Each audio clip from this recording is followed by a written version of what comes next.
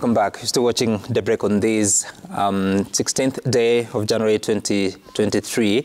I want us to begin by listening to some leaders that spoke at the event of President William Ruto, and they were speaking about reflections of the election 2022. We voted nearly 100% for Azimio, and we are Baba's people, but we thank you that you have agreed as the President of the nation to come together with us so that we can develop our country moving forward. Umesema nyinyi ni watu ya baba, na ni kweli. Kwani baba ni wanani? Hata baba ni wetu. Na kama baba ni wetu na nyinyi ni watu wa baba, hata nyinyi ni watu wetu. Si iko namna hiyo? Asisi hatuna shida na baba, si uchaguzi umeisha. Ile maneno tulivutana kidogo ni mambo ya kura na kutafuta uongozi. Unajua sasa Agwambo huko kwetu hata kwa Kinarigati Agwambo alipata 25%, huko kwetu akapata 28%, hapa mlipatia 1%. Nini?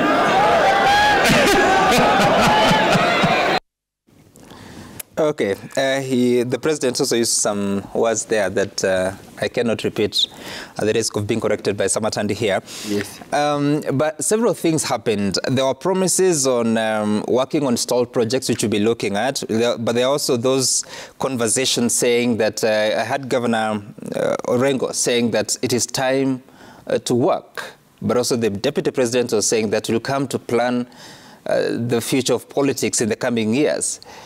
What for you really stood out in this visit, and what even informed such a warm welcome that you haven't seen in a long time? Okay, it's me to take over. Mm-hmm.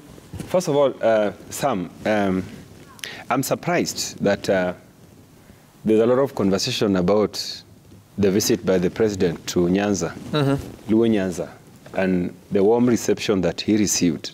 I don't know whether you guys were expecting us to Nyanza presidents to throw stones at the president. Is that what everyone was expecting? Obviously, that is not the culture of Nyanza people. I think the media has been involved in, painting us negatively over many years. And even today, if you look at the papers, again, the media is involved in continuing in a fishing expedition about this trip. You know, the president is William Ruto is the president of the Republic of Kenya. And there is no part of Kenya. Which story are you referring to? The story on page 4. Of which paper? Of Nation. There's no section of Kenya that the president cannot visit and the president cannot tour. So for us, the president came to visit us as part of his duty because he's our president. We don't have another president as Nyanza people, as Nyanza leaders.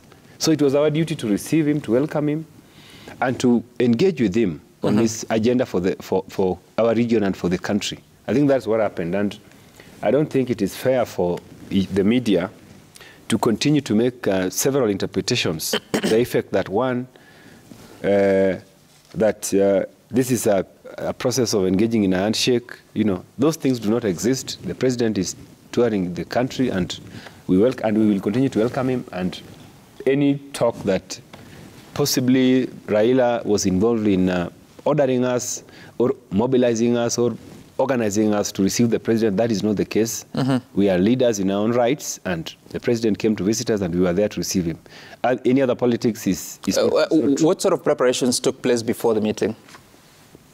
No, there were not much preparations, because the president's visit was not really, it was abrupt. It was something that was known a week to his visit. So we were informed, and we said, okay, if the president is coming to our region, let us be present.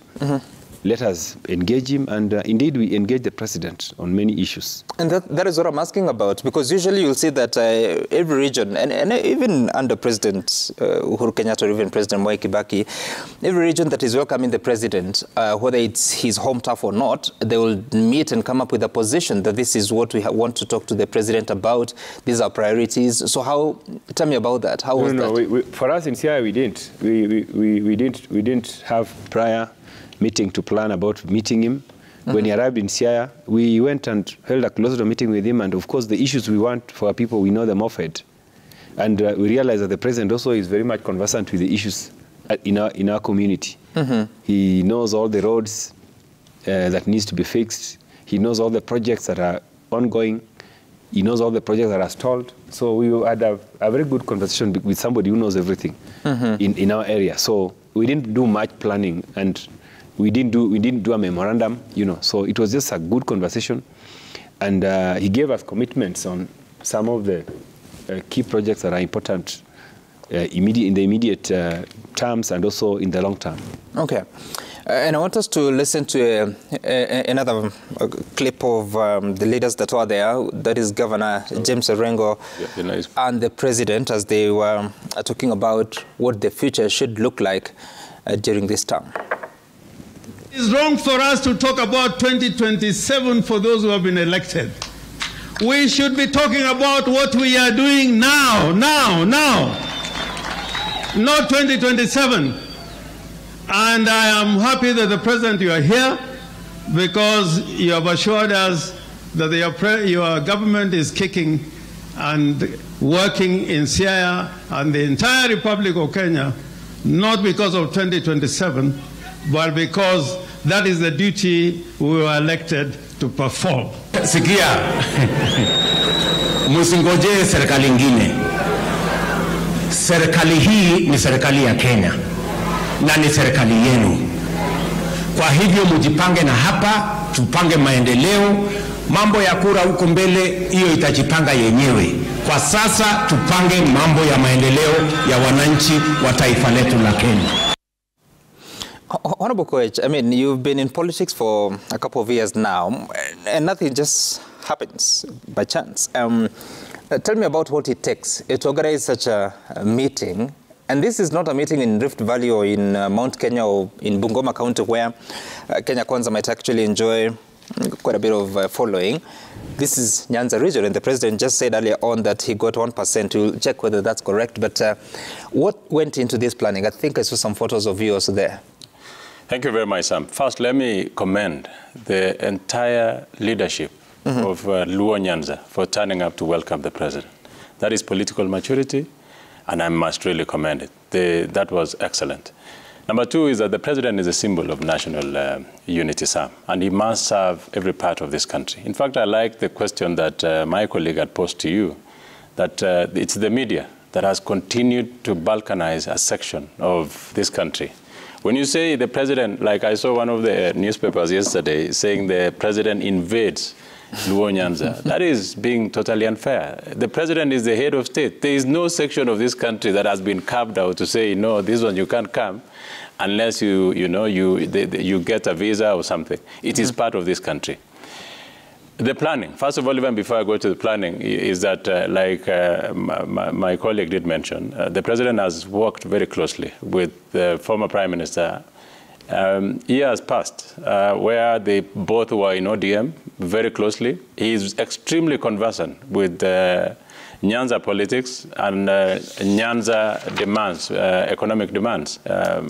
And that is why it was easy for him. I could see him speaking Luo, mentioning some roads, because it's not his first time being there. He's been there so many times with the former Prime Minister. And that is it. But let me come to this, Sam. Even though, like the President says that he got 1% of the vote from Luo Nyanza, the President has been gracious enough to decide to have an economic handshake with the people of Luo Nyanza. Forget about the political handshake of 2018. That was a handshake of elites to fleece the people of this country. This one is an economic handshake that involves the leaders. It speaks directly to the people, and it speaks to the revival and economic revival of the people of Luo Nyanza. That is brilliant. You will realize that there has been deliberate effort by the President to make sure that Nyanza is fully represented in his government.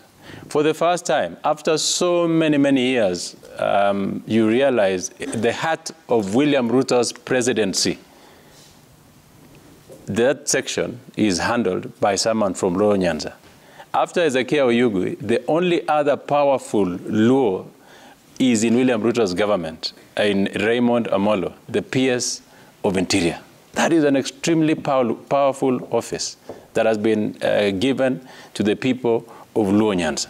I think the president made that deliberate appointment to make sure that no section of this country is not involved in his programs. Number two, they have a cabinet secretaries amongst other positions. This is an intention to bring together the people of Nyanza and make sure that they participate in economic development of our region. Earlier, 2 weeks ago, I had met my colleague Gladys Wanga, the governor of Homa Bay in Nyanyuki, when the president had called a retreat for the senior executive rank and file of his government, and she was part of, and we had a side chat with her. You can see that there is a lot of enthusiasm from the people of Luo Nyanza to make sure to participate in this government. And politics are over. We must now focus on this. It has taken so much, Sam, to have such kind of a meeting. The president also, of course, from his office, it's very easy to mobilize such a meeting, but it doesn't take the mobilization of the presidency to have such a meeting. It takes the local leaders to participate in such meeting. So what am I saying? I'm saying that prior to election, you remember the president went around the country doing the economic forums. Part of the things that the president was doing at this point was to breathe life into the economic forums that we had been discussed. And that is why you found in the meetings the discussion centered on how do we develop this region. There was housing plan in Homa Bay, for instance. In Kisumu, you went to the Kenya shipyard. They are doing so many projects. I'm lucky that, Kenya Defense Forces, the Kenya shipyard is headed by a brigadier, which I am the chair of Kenya Defense Forces. I'm conversant with the work that is involved there, the wagons they are going to bring, and so much work that is supposed to do. I recall that the Honorable Murkomen was also asked to visit that region and make sure that some roads that are stalled are restarted. So that is massive for the people of Luo Nyanza, and that is what we want. We want an economic handshake with the people of Luo Nyanza. We want to speak to them. We want to work with them. We want to change every part of this country, and that is what was in our manifesto of the Kenya Kwanza. Economic handshake. Sam. Honorable, I'll get back to you. Honorable Kagiri, yeah. So here we are. Once upon a time, the Deputy President said that the Mount Kenya region voted for President Uhuru Kenyatta. He came into office and he took development to Nyanza, an area that didn't vote for him. This was in the years between 2017 and 2022. But now the president was in Nyanza doing what he's supposed to do as the president of the republic. How is this settling with you? And is it to say that that was just politics, now it's time to work? Thank you, Sam. I would have been very surprised if you didn't ask me that question, because I've been reading a lot in the newspapers on what is being said about that situation. But allow me to join my colleague, Honorable Sam, and say, I'm also very surprised by the hype that this visit to Nyanza is having. Because number one, first I would want to thank the president for living true to his word. I remember during his inauguration, he spoke and said that he was going to be a president for the whole country. He again came and gave an inaugural speech in Parliament where he reiterated again that he was going to unite the country and he was going to serve every part of this country without discrimination. I believe that is what he's doing. I'm reminded also, Kenya Kwanza had a plan and a manifesto. And in our manifesto, we spoke about each and every county and what His Excellency the President was going to execute. So his visit to Nyanza is just part of him executing his plan for this country. So I don't think we need to view it differently. And why I'm surprised with the hype. I remember on January 8th, the President was in Laikipia County. And we had the interdenomination Thanksgiving prayers, as well as we sat with him before we went for the prayers as the leadership of Laikipia County, where we discussed roads, we discussed security in Laikipia, we discussed human-wildlife conflict, we discussed the construction of our markets. Those are all very many issues that we discussed. But when I read the newspapers, it sounds like all that we did was prayers. When I hear Honorable Babu Wino demand that Chemelil, Muhoroni, Soni must be revived, even us in our meeting with His Excellency the President, we reminded him we had a factory in Laikipia called Mountex. So this whole conversation, I believe, we should not take it out of context. Let us realize that, in fact, when I look at the electorate, they are fatigued by the politics. Everybody just wants us to get moving, and everybody wants the country to progress. So I believe there's nothing different about what he did, or there's nothing Mount Kenya feels different about what he's doing. Since it's a morning of surprises, I'm also surprised that you, the politicians here, are surprised that the media is reporting what it's reporting. I'll tell you, 31st of January, the president, that time as deputy president, said, "It is unfortunate that we cannot go to Kisumu, Siaya, Nyanza, Homa Bay and Migori because our good friend who pretends to be a Democrat cannot allow anyone to go to his backyard. We have tried to go. As the deputy president, I cannot go to Nyanza because they stoned my vehicles." This is what he said during the campaign season. So when he goes there, I know earlier in his term he was in Homa Bay, but when he goes there for sort of an inaugural visit, then it is news. Don't you think so? I don't think it is, because politics is over. And even then, and I'm sure my colleagues would attest to this, even as during our campaigns, we had areas which were not friendly to us. But once the elections are over, you'll be invited for a meeting, there you will go. You'll be invited for a function, there you'll go. And these people finally accept that despite them not giving you their votes, you are actually their leader. So I believe that's what is happening in Nyanza, and would not be surprised that the president is comfortably visiting and nothing sinister is happening about that. Okay, let's listen to a clip of what the president said about a housing project, because there's that promise to put up some 5,000 housing units in Homa Bay County as the government gets into delivering on the promise of affordable housing. Listen.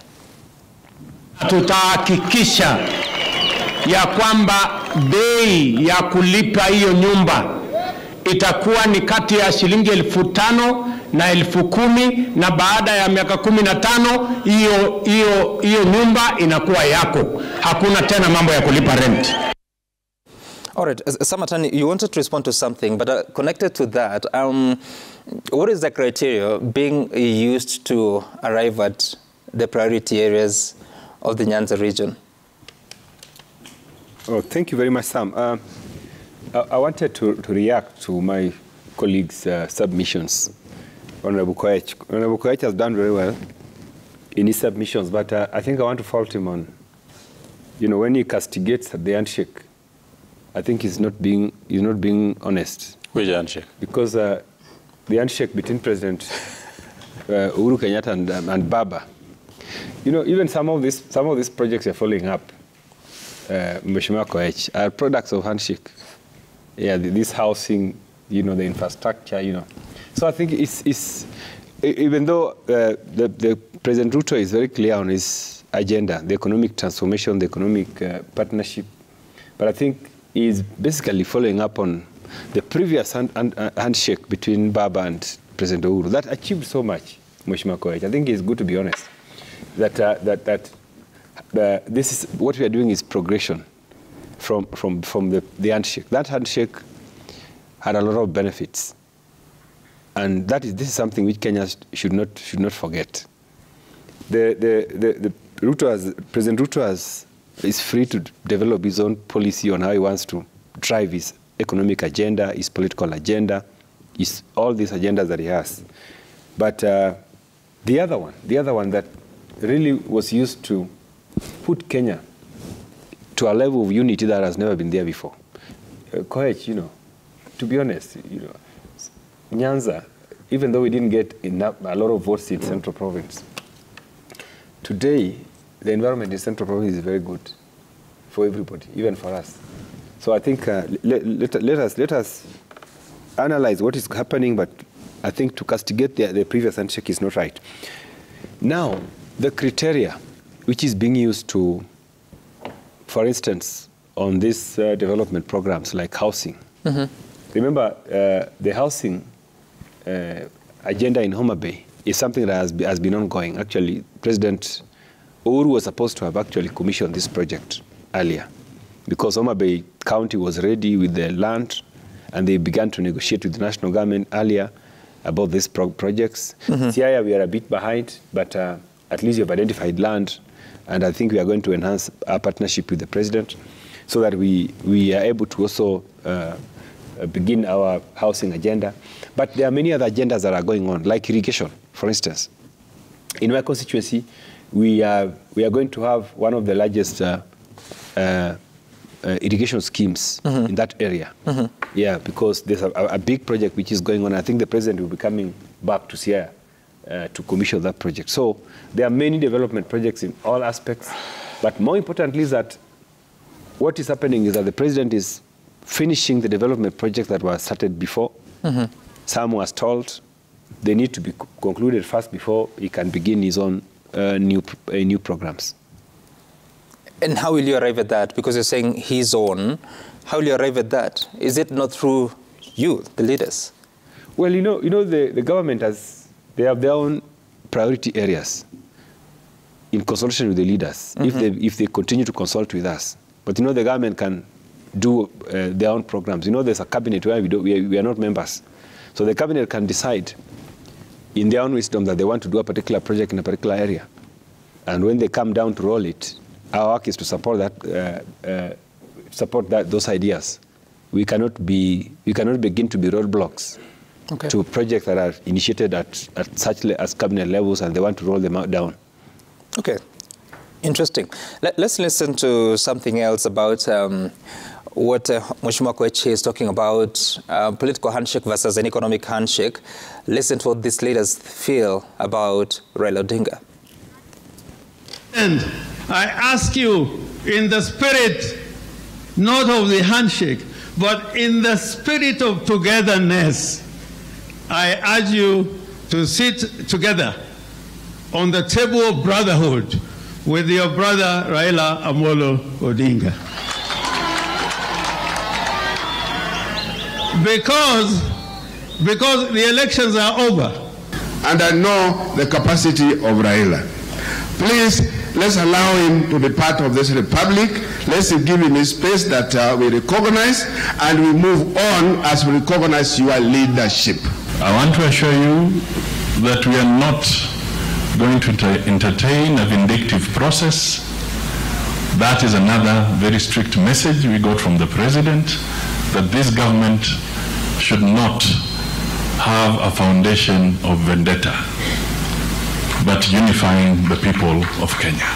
We are a united Kenya, and all leaders, as James Orengo said, we must eliminate any barrier and any roadblock to any Kenyan exercising their right to be any part of this great republic, and all of us must be united in that manner. So, not in the spirit of handshake, but in the spirit of togetherness. What is James Orengo talking about, in your opinion, and what is possible within the current arrangement?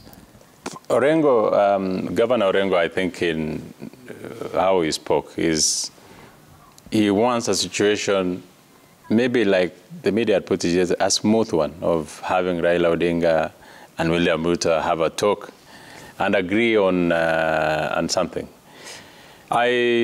Is that something? And agree on, probably a formula on how to govern. By the way, you can't dismiss Raila Odinga. He has a huge constituency in this country.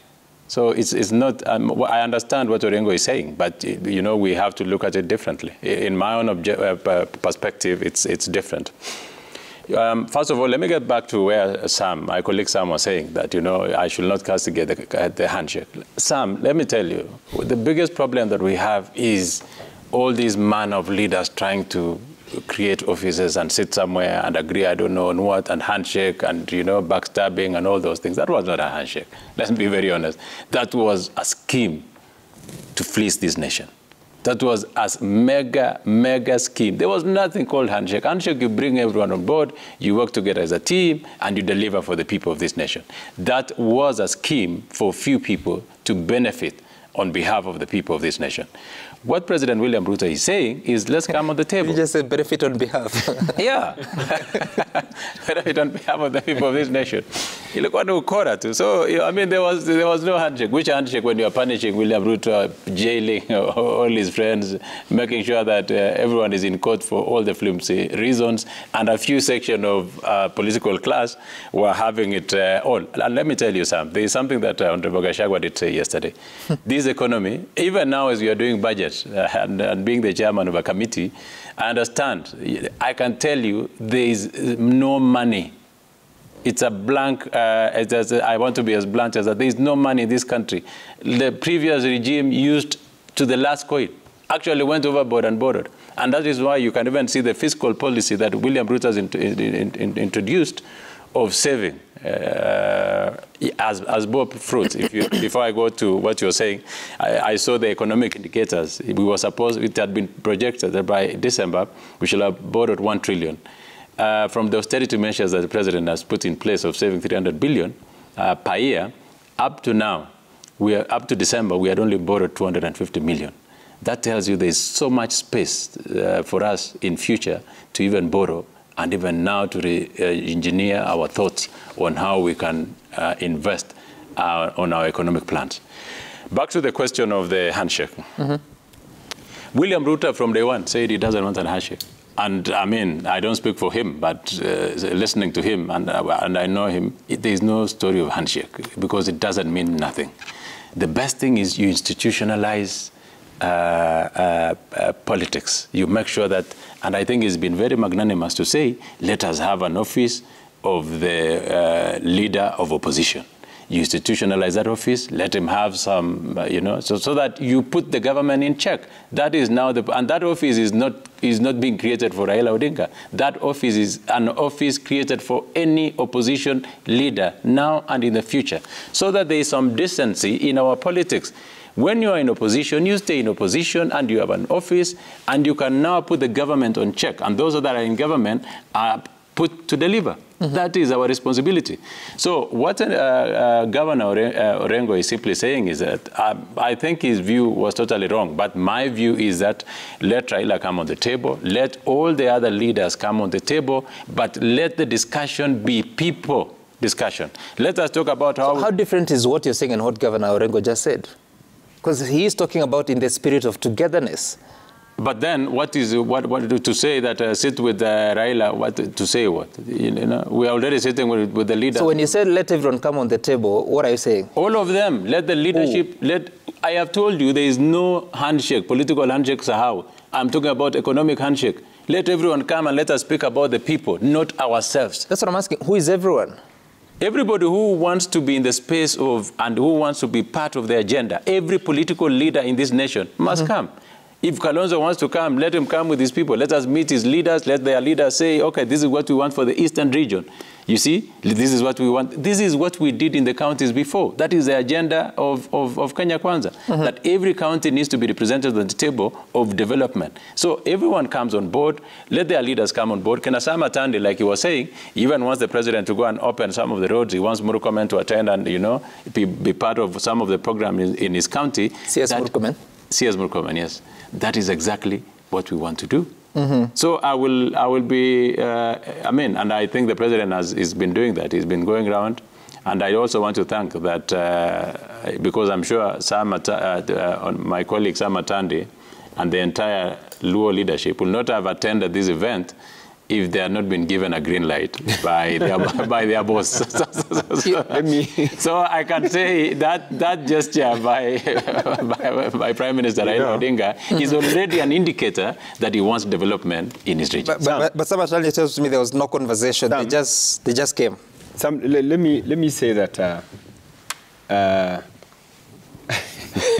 are things Sam will not say. What do you want to say? Let me say, Sam, who's gagging you? That what Orengo said is being taken out of the box. No, I'll get to you. Let me first hear from Honorable Kagiri, because I think you're running away from something. Okay. Honorable Kagiri, what do you think should be the role of Raila Odinga, excuse me, during this time? With all these conversations about office of the official leader of opposition, Governor Orengo saying that in the spirit of togetherness, come together and have a conversation, what do you think should be his role now? First, let me thank my senior Honorable Koech for saying what I'd wished to say but was not able to say, because we must thank Honorable Raila Odinga for having put in his word and his members of parliament having come to receive our president. Let me say the role of Honorable Raila Odinga in my view, should be the leader of official opposition. And for that reason, it's because we must have observed what happened in the previous regime. We did not have an official opposition. And of course, looking at the economic situation we are in right now, that must have led to that, because we had nobody putting the government in check. My hope and prayer is that we don't have that repeated again. And thanks be to God that His Excellency William Ruto said that we're not going to have a handshake this time round, because that would be my greatest worry. I served in the executive prior to contesting for my position, and I can tell you everything was a free fall for everybody, because there was nobody who questioned the government. Everybody agreed with whatever the government did. And for this time, I just hope we have that office of opposition. Good. It's interesting that I should say that there was no one to put the government in check. And don't you think that's an error in our politics? Because you sit in parliament to oversight the executive. There was still parliament at that time. Let me not comment on a parliament that I did not sit in. Can I mention? No, I want to hear. But that said, that is why I'm putting in my voice on this current parliament, that when it's brought into the House that we need the office of the leader of opposition, I confirm that I'll be in the front line to support that.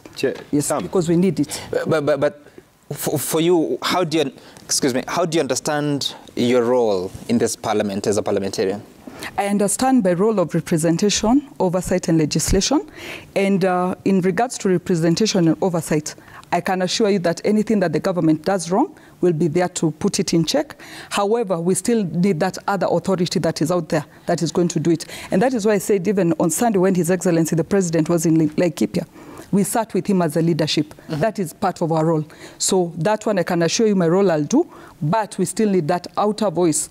Like we previously used to have. We had offices of opposition which would put the government in check. Whatever the government did that they did not agree with, they would speak out up about it. And I remember Honorable Raila Odinga used to do a very, very good job at that. Of late, everything went silent, and I believe that is why we are in the economic situation we are in right now. Mm-hmm. Yes. Sam. Interesting. Yes, Honorable. The tragedy in our politics right now is that it appears to many people that as long as Raila is not opposing government, then there's no opposition. I think that's something which we are trying to tell people that, you know, the role of opposition is not a Raila. Yeah. It's not a Raila-bound responsibility. Yeah. So, and also, we need to know that right now, the current constitution, that role of opposition does not exist unless we amend the constitution. The work of oversighting of the executive is done by parliament. Whether you are in a ruling party or opposition party, our work collectively as parliament is to oversight the executive. And I think that's something which most MPs are not seeing. Thirdly, Sam, we were not sent by Baba to meet President Ruto. And even the speeches that were made, statements were made by James Orengo are personal statements. They were not organized or, you know, or mobilized to say so. Orengo is an independent politician of long standing, and he can air his views freely. So I don't think. So you say you were not sent. But, we were not sent, yes. But as your party leader in ODM, was he aware you're going to meet the president? He was aware the president was coming to the region. Yes, like even you are. Was he aware that you were going to meet him? Of course. What was his opinion? But we are leaders. We are elected leaders. We cannot, you know, the perception that it is no perception. I'm asking a specific question. We work that Baba is somebody who orders, orders his troops, positively and negatively, something that we need to dissuade ourselves from. And that's why I'm giving you this opportunity to do exactly that. So I'm telling you. So he was aware. What was his opinion? Baba, we are always aware, even if the president is going to Western, even if the president is going to Coast. I know the president. I'm not asking you about where the president was going. I'm asking you, you have told me that your party leader was aware that you are going to meet the president. And I'm asking, what was his opinion? Did he express his opinion? Baba was aware that the president was coming to our region. And the president goes everywhere. He was in Mombasa. Mombasa is Baba's stronghold. The president was in Western. Western is Baba's stronghold. Don't make it this difficult. You just told me that he was aware you were going to meet the president. You know what I'm trying to also dissuade you against is the perception that it is only Rutos Nyanza that Baba's stronghold. Baba's stronghold is everywhere. That is not what I'm saying. Yeah. Let's just make it easy. Did you ask? I'm asking you. Did you ask Abu Swamad, the governor of Mombasa? Abu Swamad, if he was given permission, he didn't come to studio. You're in studio, and I'm asking you a question. Yes. So you told me Raila Odinga was aware that the president was visiting Nyanza. The same way he was aware when the president. You also told me that he was aware you were going to meet the president, and I'm asking, did he express his opinion? Let me clarify. Since I did not meet Baba before the president came to Nyanza, I want to say that I don't know whether he was aware that we were going to, because we did not have a consultation. Did you just eat your own words? But what I wanted to, there's no issue, there's no problem. Let me clarify. Yeah. I'm just trying to tell you that the perception that Baba can block somebody from going to see the president is not right, because elected leaders can meet the president for the sake of issues touching on their voters. Okay. And that's what our leaders are doing. Okay. But I wanted to say something, Sam. Yeah. Sam, it's the president, from when I heard him speaking in Nyanza, he comes out as somebody who is seeking for national unity as the head of state. Yeah. But the problem is the approach he's trying to employ may not help him much. Which is that? The approach of saying that we want economic partnership, economic handshake.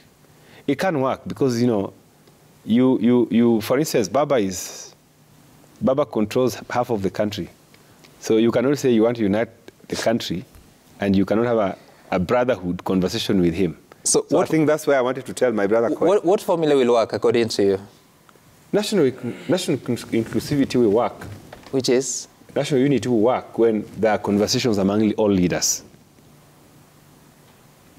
There must be conversations between and among all leaders of the country. Who are these all leaders? All leaders at all levels, MCAs, MPs, political leaders, And you were there. You were in that event. You met the president. I'm just a small segment of the political leadership. That's what I'm saying. There are many others that appears to have, that if left out. Honorable Tandi, we want to make it as easy for the viewer as possible. So you're telling me that it will not work if the president is coming with an economic partnership agenda. What will work is to speak to all the leaders. No. The leaders, elected leaders, majority of you met the president. So, listen. What is the issue? Listen, Sam, what I'm trying to say is that there are various cadres of leadership in the country. For instance, you cannot achieve economic partnership in Ukambani if you ignore Kalonzo Musyoka. I disagree. Even though it doesn't hold. You're talking about... It doesn't hold a political... Wait a minute, Honorable Tandi. Yeah. So you're talking about Raila Odinga has to be in that conversation. I'm expressing my own independent view. Because and that's what I'm asking you about. Because you're trying to put certain words in my mouth. No, I'm not. You just told me that Kalonzo Musyoka has to be there in a conversation with Ukambani. I've given an example. And you're talking about Nyanza. I've given an example that if you want real unity of Ukambani or inclusion of Ukambani region in national conversations that touch on government policy, it would be important for the president to talk to Honorable Stephen Kalonzo Musyoka, especially in respect of... But if you want to do that in Nyanza? In Nyanza? Raila is not he's not a Nyanza kingpin. He's a national leader. Let's take a look at some of the feedback that is coming to us. Just hold on, Honorable Tandi. Let's take a look at the feedback that is coming to us via Twitter at Citizen TV Kenya. Samgi took the hashtag to use is Debrek. And this is Engineer Lazaro. Ruto, heroic welcome in opposition stronghold. That is Homa Bay and Siaya signaled maturity of our politics. Our young democracy slowly becoming African light. No personal permanent enmity in politics. Someone else. This is JA Economics. Honorable Rigathi bashed Uhuru, accusing him of taking development projects to Nyanza when they never voted for him. Today, William Ruto is doing exactly that. What has changed? Question I had posed to Honorable Kagiri. Bobo Tieno, the reception President William Ruto received in Nyanza from Azimio leaders, Raila Odinga stronghold of Homa Bay and Siaya alongside Honorable Nick Salat, dumping Kanu Party, Johnny Kenya Kwanza, he'll have an easy ride come 2027. There's someone already projecting what's likely to happen in 2027. Alekei, you're saying, in Homa Bay, it would have been wiser to launch a factory than launching the housing project. Factories help people make money. Houses take away money. If you empower people, they can even build their own homes. So the government is misplaced. All right, that's his opinion. Godi Baraza, you're saying that all leaders should support and collectively rally behind President Ruto's development agenda. Elections were long done away with, and what Kenyans need is pure service delivery, not empty rhetoric-based politicking. Those are the views coming from our viewers. And Honorable Koech, you wanted to make an interjection. I didn't finish. What did you want to say? I wanted to say something. Koech said something here which I need to rectify.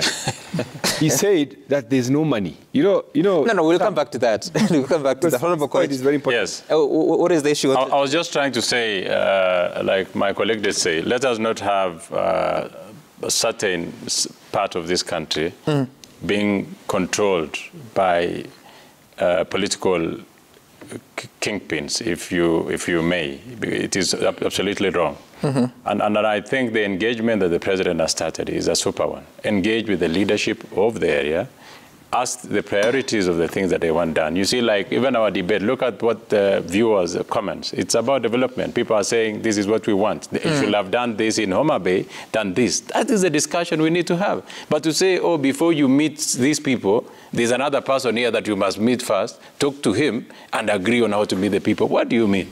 We want to engage directly with the people of this country. William Ruto is the president of the country. He will engage with the leaders of this country, decide on the programs that they want, align them to his manifesto, and we move on. When we empower people, that is what we want. Do you want to tell me that there is anyone who is proud to own poverty of a certain part of community because of you being a kingpin? If you're a kingpin of development, then what about poverty? Will you be very proud to say, oh yeah, my region is poor because of a certain leader who refused to sit on a table with another leader? It is absolutely wrong to continue having a section of this country being used as a bait by political kingmen who want to sit on a table to negotiate on their behalf and not on the behalf of the people of this country. Honorable Koech, your party leader, the president, is a politician. Yes. Would you know if he has had any conversations with Raila Odinga? William Ruto will have a conversation with every leader. He will have a conversation with Raila Odinga. He had it before. He will have it now. He will have a... No. I'm being specific. Prior to this visit, did he speak to Raila Odinga? I am not sure. No. Okay, you don't know. Yeah, I'm not All right, I want us to transition, unless you have anything to add, Honorable Kagiri. This point is very important. You want to talk about the because availability of resources? It's something that Koech has spoken about. Sam, I did economics at the university, and I've worked closely with government. I know how government resources work. Chair, this excuse that the government does not have money is something which we need to stop, because government collects money on a daily basis, and there's nowhere where the government dumps money and stores money. We are not in an economy that is sufficient enough that can keep resources anywhere. The money that was collected yesterday from Kenya's taxes will be used today. So I want to urge my friend Koech that you have been collecting money since you earned power. And don't tell Kenyans that you don't have money, that there's no money. The money you have been collecting since you earned power is the money that Kenyans need to see and need to be used to budget for the development of the country. Because if you continue saying that there's no money, we are not a surplus economy. We are not. There are surplus economies so where... we collect, we spend. We collect and we spend. So we expect... I hear you, we expect a budget that touches on key sectors of the economy as we are going to see, and the money will be there because we are collecting taxes. In any case, all those tax waivers and incentives that the previous government gave, you have cancelled them. So that means you have more money than even the previous government. So let us not. Okay, Honorable Koech, you want to clarify what you meant with that? Before you, Mheshimiwa Jen, let me just correct on something that when you talk about money, he's an economist, but I think I can teach him economics also. If you are collecting, if our budget, for instance, for this financial year is in excess of 2 trillion, our collection is 1 trillion. How do you finance the difference? Why do you have a large budget? Because even our borrowing now has been there is no appetite for Kenya to borrow at the moment from the fiscal market because of our borrowing space is so limited that people are wary if we will repay our loans. And that is why we have to bite the bullet to take the austerity measures that the president is taking. So we collect money, yes, but I think 70% of what we collect simply goes to debts and paying of salaries. So there is no money that is left for development. I'm not certain it's that high. It is high, yes, but it's not that high. I could have exaggerated that figure, but that is exactly how it is. Thank you. Sam, I want to give my input in regards to a viewer who has talked about the development that slowed down in Mount Kenya during President Uhuru's tenure. And my comment to this first would be, initially, every Kenyan used to think whoever is elected as a president is elected to serve that particular community. And as we must all appreciate, we've all matured politically, such that today Honorable Koech knows that His Excellency William Ruto was not elected for the Rift Valley community. Rather, he was elected for the whole country. So that said, I remember when His Excellency William Ruto was sworn in, there's something he said, and he said we will first execute the stalled projects before we proceed on to new projects.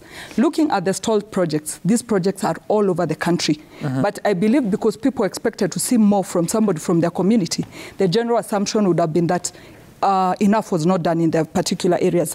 When I look at an issue of housing projects, because I sit in the housing committee in Parliament, you listen to people saying, His Excellency the President went to launch a project in Homa Bay, a housing project in Homa Bay. What about the Mount Kenya areas? When we look at the records, already 39 counties have identified land for the affordable housing projects to be launched. That means, including Mount Kenya counties, they are included in that number. Number two, Homa Bay County was the first county to sign an MOU with the national government on affordable housing. I think give credit where it's due. In this one, it's where Kenyans say, ni bidii yako itakusaidia. So if this county is the first to find the affordable housing land, it's going to be the first to be launched. Then my comment in regards to somebody who has said the affordable housing project is misplaced, I would want to remind everybody that sometimes we look at the view from where we sit. Today I can talk, we need manufacturing, we need all this. But when I walk around my county, people are telling me, Jane, help me, hata kama ni kazi ya watchman, hata kama ni kazi ya kukua kwa mlango yako, kazi ya kulima. That tells you this person would not mind a project that would even allow him to carry stones at a site, to mix what is required for building, to construct the windows, to make the doors. Those are the kind of jobs Kenyans are looking for. And I believe in our bottom-up philosophy, we were not talking about big things. We were talking about the small things that will touch lives and transform those lives. And I think some of the viewers there, I'm just raising the question of the insincerity of our politics, that interpretation can be as varied as many politicians we have. And I want us to transition to another topic, and this is not to you, to transition to another topic that is the transition that is just about to happen at the IEBC. Wafula Chebukati, chairman since January 2017, leaves office tomorrow. At the same time, 2 commissioners will do so. So far, 3 commissioners have resigned, and so the commission as of tomorrow will stand without a single substantive commissioner, knowing that Irene Maset is currently on suspension, pursuing her matter at the Muchelule-led tribunal. Let's listen to some conversations of what happened yesterday in a meeting presided over by President William Ruto. Mutasikia kivumbi. Mutasikia. Kwa sababu muda umepita ya watu wachache, watu 10 kuumiza wa Kenya mamilioni. And that is why mulijitokeza kwa wingi, mukakataa ile project. Mukasema huyu William Ruto mnamuamini kwa sababu anaelewa nyinyi, kwa sababu yeye amekuwa kama nyinyi. Na ndio sisi pale kwetu tulibadilisha jina yake ile Kipchirchir tukabadilisha na Kamau, kwa sababu anaelewa mambo ya Kamau na yule mwingine yako pale chini.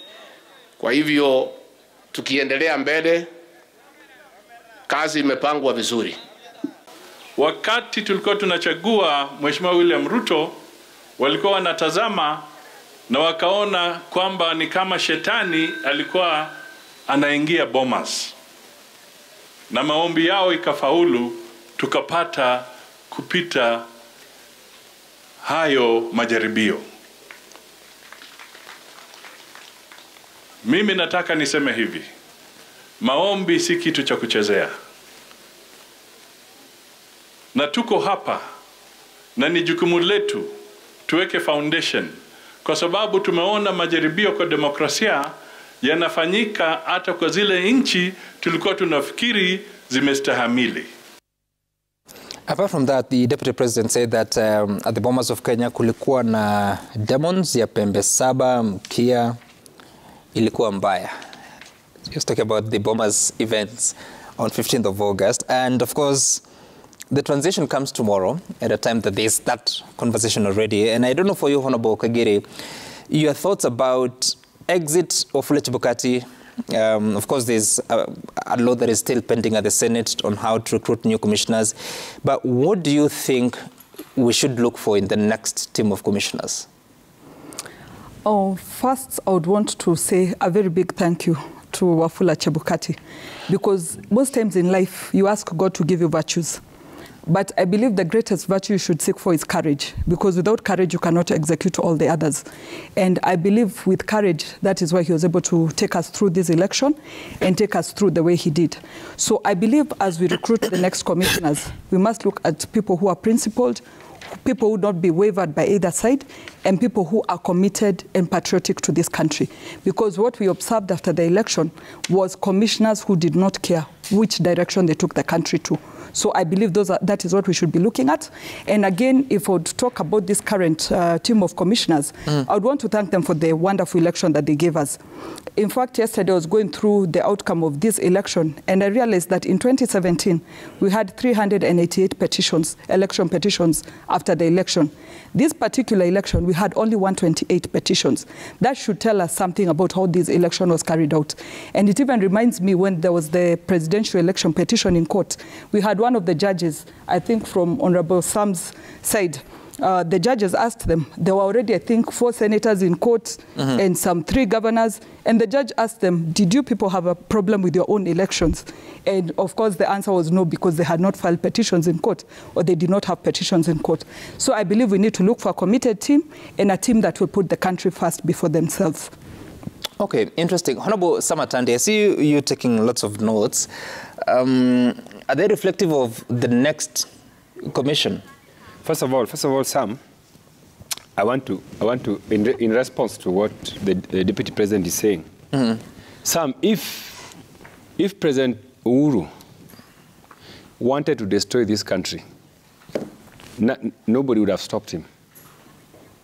If, for instance, he wanted to have his way in the previous election, nobody was going to stop him. So I think this conversation about Chebukati was courageous, he was bold, he did 1, 2, 3. That conversation needs to be abandoned. Secondly, it is very painful that the Chebukati and the 2 other commissioners are today being celebrated. People are saying, you know, Chebukati was bold, Chebukati is leaving office with his heads high. Some, we need to remember that this Chebukati guy has undermined our democracy. How so? Because this is one man who has never held a credible election since he was given this mandate. What the kind of elections we've had in this country, Sam, do not qualify to be called credible elections. And therefore the person who... Including yours? Well, Sam, my election is just a small fraction of the entire electoral process. So, you know, having a credible election in the levels that we have seen in South Africa, in the levels we have seen in other countries, African countries, we can't compare with what we have here, Sam. So this is one guy that Chairman, that Sam, if we were in a truly democratic country governed by the rule of law, Chebukati is somebody who should not even be seen, should not be heard making a speech anywhere. In fact, people should never listen. What is your specific complaint against Chairman Chebukati? Sam, this guy has presided over 2 elections. In 2017 and in 2002. In 2017, you know what the Supreme Court said about the elections? Elections were nullified. And many issues that were raised by the Supreme Court, he never rectified. He again went on conducted one of the most shambolic elections in presidential elections in 2022. Again, because, you know, what I mean, I want to understand what you commented. You know, when you make an allegation, it will be desirable to substantiate it. What made it? Why are you disputing that election? What made it shambolic? Sam, Sam, you want to behave like you have just... No. You're making a claim. I'm asking you to substantiate. I'm being fair to you. Sam, you're not aware that in 2017... I'm talking about 2020. No, what made it shambolic? I'm looking at the track record of Chebukati, not just in reference to... And I hear you. Not just in reference to 2022 elections, but I'm talking about his track record since he was given the mandate to preside the Supreme Court in 2017 nullified the presidential election of 8th of August 2017. And the country went to a repeat election on 26th of October, which your party leader opted not to participate actively. So, that aside, 2022 that went to the Supreme Court and was cleared, what made it shambolic that you think he should actually be in jail? Sam, first of all, why don't you first put some blame on Chebukati for the 2017? Why do you want me to blame him? I'm asking you a question. No. You are trying to clear Chebukati. No, I'm not. I'm asking you a question because you're making a claim. Sam, you are being an agent of impunity in this conversation because you are trying to clear Chebukati from wrongdoing. I'm not an agent of anybody. I'm asking questions. No. So, one last chance. What made the election of 2022 shambolic that Chebukati should actually be held accountable? I'm assessing the track record of Chebukati in totality, and just not in reference to 2022 elections, in reference to his performance as chairman of IEBC for the period that he was in office. And I'm saying that if Chebukati was such an honest and competent and a man of faith, the way they say, he should have resigned in 2017 after the election, after the Supreme Court ruling. Why? He should have resigned. When his colleagues were resigning, he should have resigned. Why did he keep on staying in the office with all that blood on his hands? So this is what I'm saying, Sam, that if we were in a fair, democratic country, somebody like Chebukati should not be walking around, you know. Even calling press conference, and Sam, when you attend his press conferences, you don't ask him tough questions. You don't. Okay. Yeah. Honorable Koech, what are your reflections? And I've asked you this question about the bombers of Kenya, but what are your reflections on what you've learned and what should inform the next team? Thank you very much, Sam. Let me say, without necessarily running away from what my colleague Sam is saying, that Uhuru had all the powers to do what he wanted. If he wanted to, I want to tell him that he had that power, but the people of this country stopped him. He attempted. Number two is that Chebukati is probably the only chairman who have served his entire term and overseen 3 presidential elections. He is working with his head high. He has delivered. He has done so well against intimidation, blackmail, coercion, and any form of threat that he has seen, particularly in the elections of 2022, because I was fully involved and I was in Bomas for 3 days, 3 nights. I saw, actually, I could serialize every activity that happened in Bomas. And I want to tell you, Sam, that were it not for Chebukati, probably this country will be in a worse situation. I really want to laud the people who even gave him a state commendation because he's done a good job. And even as he goes, every other institution in this country should benchmark from where Chebukati left. You can only make it better. And now I go to your question. From Chebukati, we are able to build an IEBC with a predictable, first of all, to audit the IEBC systems, to make sure that there is a product for an unpredictable situation like we've had before. So we can only make it better. We improve on our institutions. We stop the knee-jerk proposals that we seem to be bringing towards the election and get legislation that strengthen our laws. And I can tell you, the most credible election that we've ever seen was 2022 election. Do you know why? And you know why many people are complaining is because See even how Sam is at pains to explain. Honestly, how can a product of Chebukati complain against Chebukati? You should be saying that I'm wrongfully in office. I'm a product of my returning office. No. Chebukati is a chairman. Usually, it is an irony. And you know, Sam, the biggest problem about being a chairman of a commission like IEBC is because you are always subjected to harassment by the people you've declared to have lost. And those who have won will always give you accolades. And that is exactly what is happening with Atandi. Atandi is still at pains and will not want to admit because he believed there was a system that was to deliver their presidency. Instead of blaming the system, he's blaming Chebukati. They had been duped that I don't know who's going to Koroga what until they become a president. Now he's here complaining about Chebukati who had nothing to do with it. Let me tell you, this election, you didn't need to go anywhere.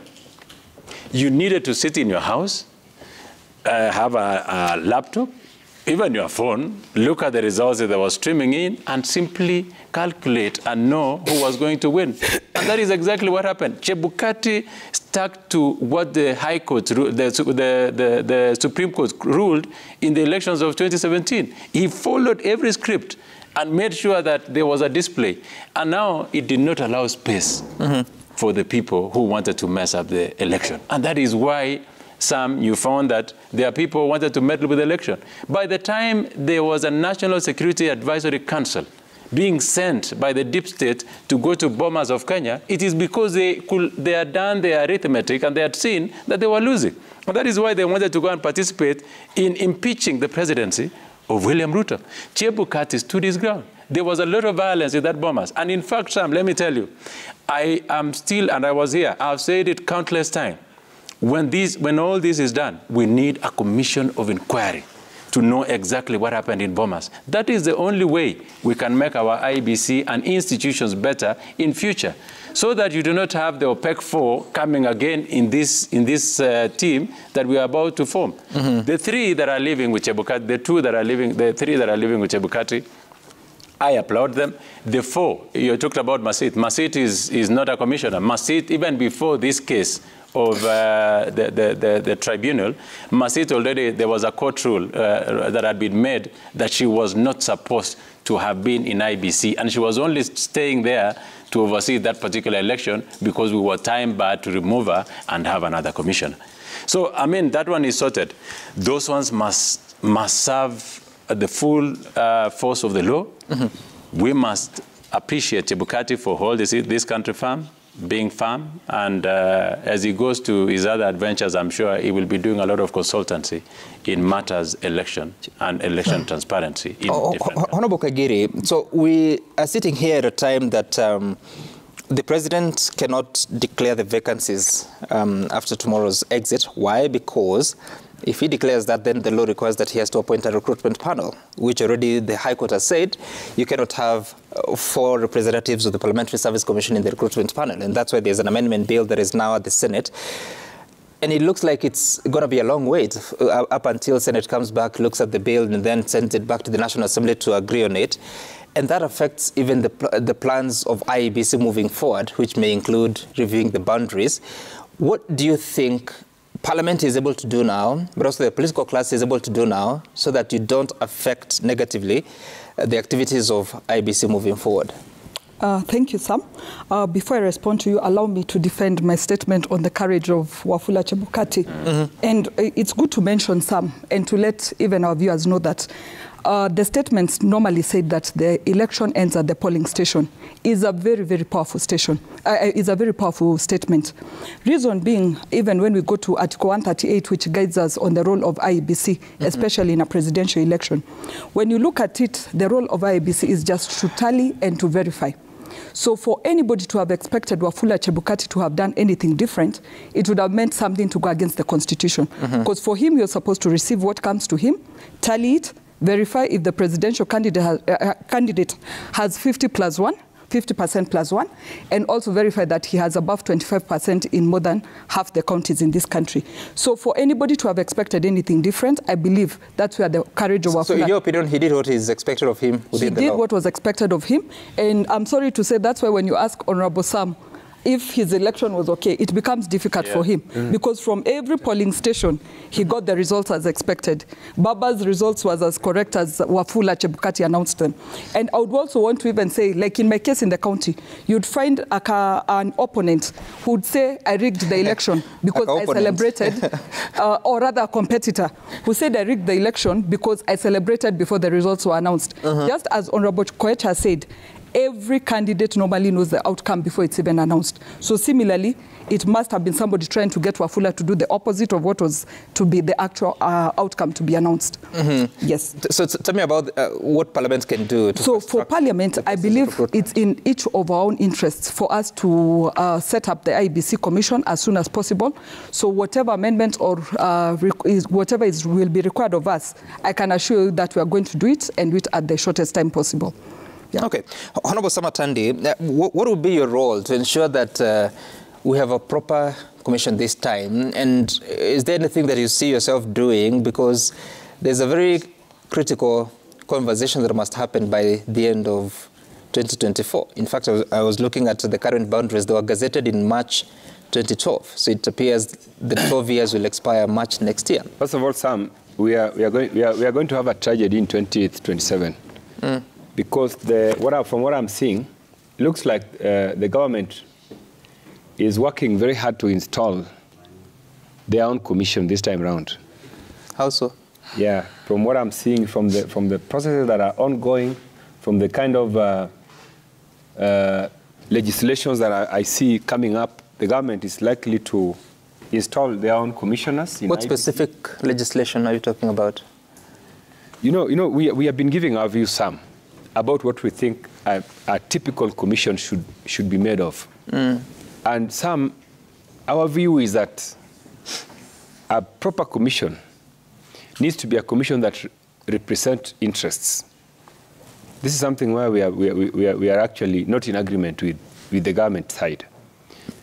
What interests? We need going forward, we need a negotiated commission where we have commissioners representing various interests in there, so that you don't have an excuse of saying, this commission is against me.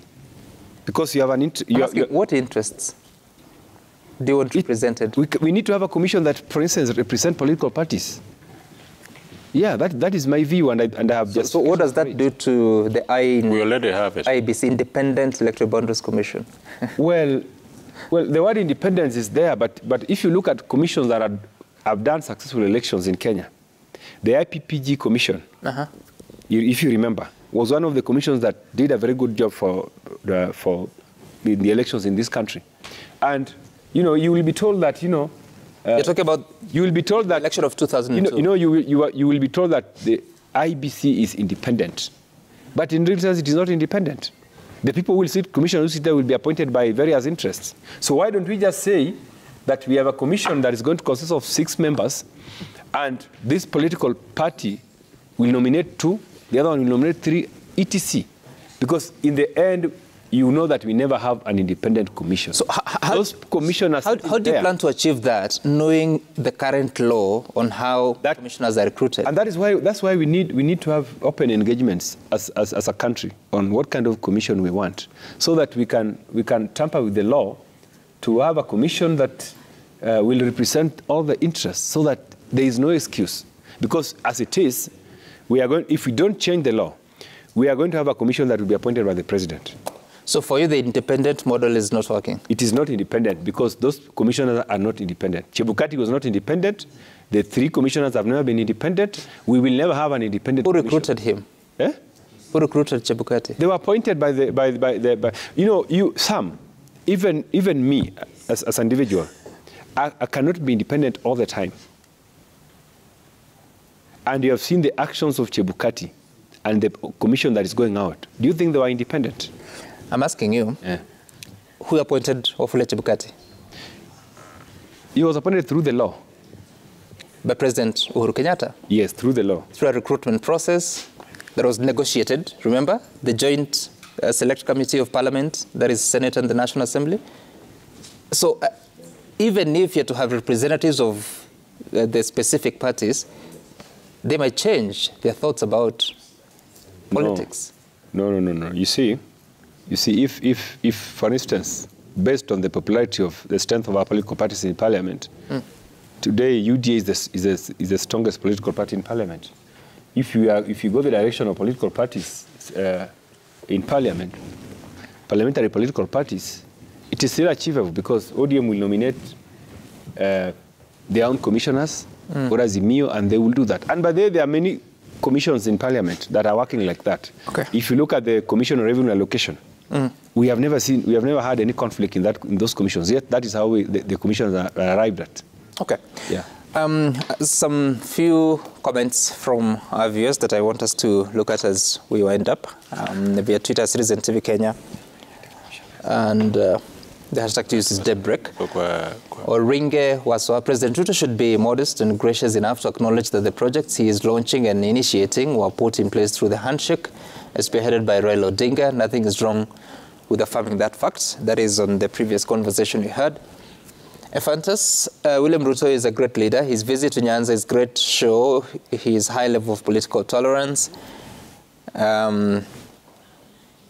Ephantus, Alex Wanyandarwa is saying, I like how Nyanza people embraced William Ruto and Rigathi Gachagua during their visit in that place. Nyanza shouldn't isolate themselves. William Ruto is the current president and the president for all, no matter the political side one is affiliated to. And that's how you're saying the presidency of Nyanza under the guise of unity is driven by political necessity to gain regional control for 2027. Development records are being used as incentives for voters. UDA previously opposed Uhuru's development efforts in Nyanza. That's what Sawe is saying. And Reverend Harry Kosgei, development is the right to every Kenyan. Again, thanks to good work IEBC did, especially chairman who did his work constitutionally for 2022 elections. I rate them 9 out of 10. All right. Bobo Tieno, IEBC commissioners led by Wafula Chebukati have done a splendid, commendable job during their tenure, and they need to be applauded, especially by Kenyans. I give them 8 out of 10. Wow, they're already rating the outgoing team. Then first of all, IEBC budget should be separated from the office of the president. IEBC should be independent, and commissioners and their chairperson should be the people of integrity. Shouldn't lean on any political affiliations like Chebukati. And finally, Queenie's Pacho. Let me tell you, Sam, you're asking Honorable Atandi an easy question, but he won't answer. Atandi believes Chebukati should be in jail because Baba said so. Nothing else. He can't answer anything beyond that. Well, that's a viewer, Queenie's Pacho, who is saying that. And the conversation continues. Later today, the IEBC commissioners will be giving their post-election evaluation report to the country and also their reflections of their tenure. This conversation continues even as we look at the situation as it is. Thank you so much, Honorable Nelson Koech, Honorable Samuel Atandi, and Honorable Jane Kagiri for making time for us of this conversation. And I wish you well. My name is Sam Gituku. See you some other time, actually tomorrow morning.